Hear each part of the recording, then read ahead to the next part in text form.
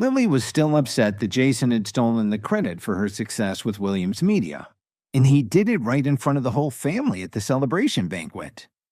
Jason continued to chip away at Lily's accomplishment, telling Grandma Jones, "For the sake of the family, no matter how much I suffer, I'm willing to carry on the struggle. I heard that Williams Media signed a new client named Brittany Davis just a few days ago. I want to fight for it. Tomorrow, I'll help us negotiate the packaging contract for this new client. What do you think?" Since the Jones family had already established a basic partnership with Williams Media, the packaging deal for a new client would definitely be very easy to negotiate. Jason knew that now he had a real opportunity. As long as he got Brittany's packaging deal, his grandmother would definitely give him all the credit for the family's success. Grandma Jones was very satisfied to see him working so hard. "JJ, you are indeed the most responsible one here. You're an asset to our family and to our company. I'll leave it all up to you. You're going to do a great job." After hearing Grandma Jones's words, Lily felt very uneasy. She and Dorothy looked at each other, and her mother could only lightly pat her hand under the table. Why the heck did Grandma Jones like Jason so much? Now that she had made up her mind to leave this matter up to him, what else could they do? Tonight's banquet originally belonged to Lily, but not anymore. Jason had snatched Lily's credit with a few words, and now he was the star of the show. Although Lily felt torn up inside, she didn't show it. After all, she knew she wasn't Grandma Jones's favorite in the family. Jason grabbed the opportunity to look generous. "Today it's my treat. Eat and drink all that you want. I'm paying." He waved his wallet at the head waiter.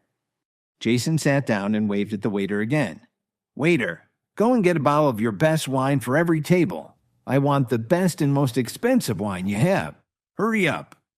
The waiter was about to show him the wine list, but when he heard him say that, he nodded and went to get the wine from the cellar. After all the wine was served, Jason raised his glass and stood up happily. "Let's have a toast. Let's celebrate the signing of our new client contract with Williams Media tomorrow. Eat up. Drink up. Let's party all night."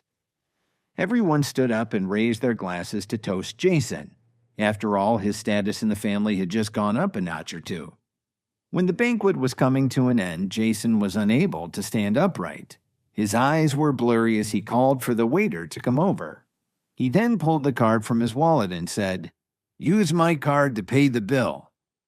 That's a Lux Bank Sapphire card. The Lux Bank card wasn't something that just anyone could get. The most basic card, the silver card, had a limit of $25,000. A gold card went up to $50,000, and the sapphire card that Jason took out had a limit of $100,000. Jason's personal wealth was about $6 million, but that didn't reflect how much cash he had on hand. So it took Jason nearly 3 years to save up enough to get this exclusive card. He'd only had it for 2 days. Jason looked over at Phoebe, who was seated next to him, and he couldn't help but feel a sense of pride. This was such a good opportunity to show off in front of Miss Anderson. Naturally, he couldn't resist. When Phoebe saw Jason's Lux Bank Sapphire card, she couldn't help but look at him differently. Although she was a rising star in the Anderson family, she only had around $2 million in the bank. That's why she had the Lux Bank Gold card, which was 1 grade lower than Jason's. Although she had previously said that she could double the price to buy her own Dream Lover necklace, she was secretly going to ask her father to pay for it. Feeling Phoebe's gaze on him, Jason felt even more excited. He sat up straight. "You can do whatever you want. I'll pay for everyone here tonight. However, that table isn't included." The table he pointed at was the one where Kevin was sitting. Because Kevin hadn't been fully accepted by the Jones family, very few people were willing to sit at the same table as him. Jason simply didn't care if he offended them. He continued to push Kevin's buttons. "Kevin, do you have any money? Don't tell me you can't even afford to pay and you still need to beg money from your wife." Jason stood up unsteadily, staggering to Kevin's side and patted him on the shoulder. Kevin smiled and didn't say anything. Jason pulled his hand away with a look of contempt in his eyes and turned to look at Phoebe. "Miss Anderson, you like the Dream Lover, don't you? I have a lot of friends and connections. Don't worry. I will definitely help you buy it." Phoebe nodded her head slightly in response to the spectacle. There was still no smile on her stoic yet elegant face. "Thank you for the kind offer, Mr. Jones," she replied. Jason was about to say something else, but at that moment, the waiter who had taken his sapphire card to pay the bill walked quickly over to him. "Mr. Jones, I'm very sorry. The limit on this card isn't high enough to pay for tonight's bill." "Are you kidding me? This card has a $100,000 limit, and you're telling me it's not enough for tonight's meal?" Jason looked at the waiter in disbelief. He reached out to grab the man's collar, but he was stopped by the people around him at his table. After all, this was the Whistler Hotel. This was not the time or place to cause trouble. The waiter took a step back and looked at Jason with an odd mix of horror and surprise in his eyes. "I'm sorry, but I forgot to tell you. Mr. Jones, you've spent over $110,000 tonight." $110,000? What were they eating? Gold? "You're a thief. Get your manager here right now." Kevin watched the whole scene without saying a word, and finally he couldn't help laughing. Jason was really a dope. He pretended to be an uber-rich person all day. Then he made a mess of the whole evening. Others may not have seen it coming, but Kevin knew right away it would be a problem. The hotel served them one of the top wines in the world, a Grand Cru from Burgundy in France. The retail price of this wine was as high as $5,000 per bottle. Not a wise decision on Jason's part. Seeing him reacting like this, the waiter was in no good mood to argue with him. He turned around and called the hotel manager over. When the hotel manager arrived at his table, Jason stepped up to him angrily and asked loudly, "This is how you do business? You're nothing but a thief. I have friends downtown." The hotel manager smiled and said calmly, "Mr. Jones, you said that I should serve you our best wine. That's what I did. Because you needed 20 bottles for the entire room, we gave you our best price. You actually saved almost $18,000. Your complaint will be thrown out by the commission. If this wine is so rare, how come you're able to sell more than 20 bottles at a time? Who are you trying to fool? You're making a big mistake."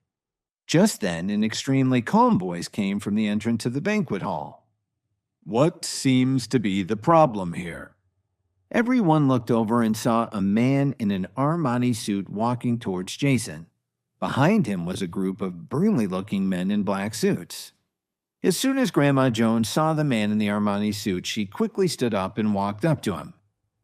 "Mr. Cook, I'm very sorry about this misunderstanding. I'm sure that we can find another way to settle this." After she said that, she offered her hand to the hotel owner as a gesture of goodwill. When everyone saw how much respect Grandma Jones was showing toward the man, they realized Jason put them in a bad position. Mitchell Cook wasn't just the owner of the Whistler Hotel. He was also well known as one of the most influential men in Chicago. When he saw Mr. Cook, Jason sobered up completely. But now he was covered in a layer of cold sweat. His hands trembling, he quickly let go of the hotel manager's suit. The hotel manager snorted. His boss had appeared, and he felt even more confident. He said to Jason sarcastically, "Your Jones family is pretty famous in Chicago. Since you asked for the best wine, how could you refuse to pay?" Jason didn't have the time to wipe the beads of sweat that kept flowing down his face. He snapped his finger and said, "I won't go back on my word. We'll pay for it." As he spoke, he gave a pleading look towards his grandmother. He couldn't possibly scrape together $400,000 this evening. He unconsciously took a step towards Grandma Jones like he was going to use her to shield him from Mitchell Cook. Grandma Jones sighed and forced a smile at Mr. Cook. "It was our fault for what happened tonight. Mr. Cook, please don't hold it against us, and don't worry, we'll get you the money right away." After saying that, she turned to the Jones family members who were in the banquet hall. "We can't let JJ pay all the expenses tonight. Each of you should contribute $5,000. The rest of the money will be paid by JJ and me." Everyone nodded in agreement. They had no choice, but they wanted to look like they were okay with it. However, two of them couldn't hide their concern and wore very embarrassed expressions on their faces. Lily and Dorothy. It would be pretty tough for them to come up with $5,000 for this meal. What was really unfair was that they'd barely touched the wine. The $4 million that Kevin gave Lily had already been used for her emergency expenses, so they didn't have any extra money left over. Jason, who had learned nothing from all of this, asked her, "Lily, why are you looking so upset? Don't tell me you can't even come up with 5,000. Don't you want to pitch in?" Lily saw that everyone was looking at her because of Jason's insulting remarks. She tried to control her breathing and calm down. "We have $5,000, Kevin suddenly interrupted Lily. His back was facing Jason, Mr. Cook, and the others, so they hadn't noticed him yet. The moment Mitchell Cook heard Kevin's voice, his expression changed dramatically. "May I ask who you are?" Mr. Cook queried with a very slight quiver in his usually calm voice. The others probably didn't pick up on it, but Kevin could. He shook his head and grinned. Jason saw that Mr. Cook had suddenly taken an interest in Kevin. He thought that Kevin's actions had somehow offended the man.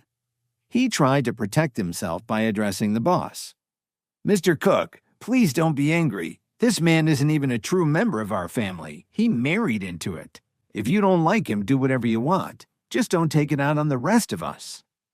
"Get lost." Mr. Cook glared at Jason as he gestured for him to get out of the way. Kevin stood up, turned around, and looked calmly at Mr. Cook. An expression of pure joy and excitement instantly appeared on the man's face. He hadn't seen Kevin in 7 years, and he certainly hadn't expected to see him at the Whistler Hotel today. "Long time no see," Kevin said as he greeted his old friend with a smile. His expression was relaxed and natural. He completely ignored the stunned members of the Jones family. Mr. Cook quickly walked over and gave Kevin a warm hug. He looked absolutely thrilled to see him. "It's really you. I can't believe it. How are you doing, boss?" Wait, that's not the end. You've just had a free taste. Now get the full story on the Pocket FM app, link in description. Check out our next video and playlist, and don't forget to like, share, and subscribe.